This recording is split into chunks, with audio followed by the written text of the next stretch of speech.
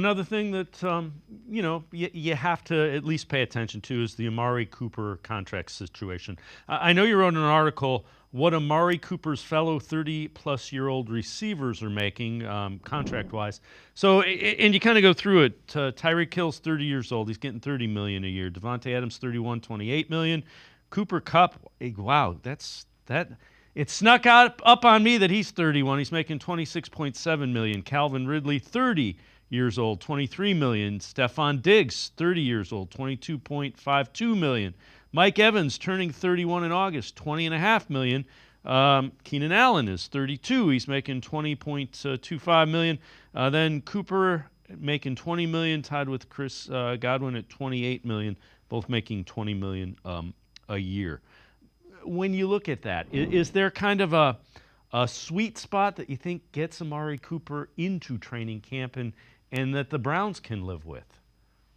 Well, first of all, I was kind of surprised when I dug in there and did my diligence on the ages of some of these receivers and what they were making.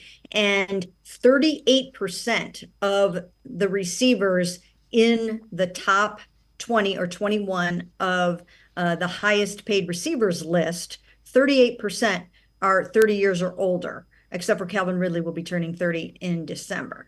So they're getting paid. Those 30-year-olds are getting paid and getting paid recently because Calvin Ridley and Mike Evans both got contract extensions this offseason, and they're both around 30, 31.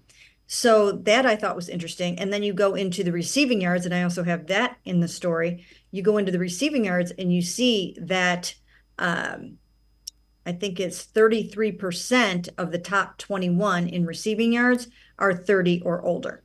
So this is a situation where these receivers are not necessarily falling off of a cliff at the age of 30. And that's why I think that Amari Cooper still has a good case to make some decent money. Now, it just depends on what the Browns want to do and how they want to do it. The key issue, I think, for Amari, or at least one of the key issues, is the fact that he has no guaranteed money left heading into this season, and he's got no security in the event of injury. So at the very least, the Browns could restructure his contract, give him a nice upfront bonus, lower the base salary to a very manageable cap friendly number, and then spread out the bonus over a couple of void years if you only want to deal with this for one more season through 2024. So that's one way to go about it. Another way to go about it would be to extend him for another year so that you'd have a 2-year contract.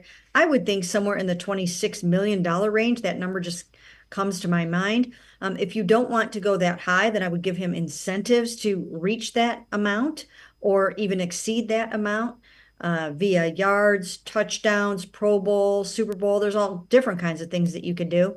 Once again, give them good upfront bonus money, spread it out over a couple of years, and have everybody go home feeling good about this deal.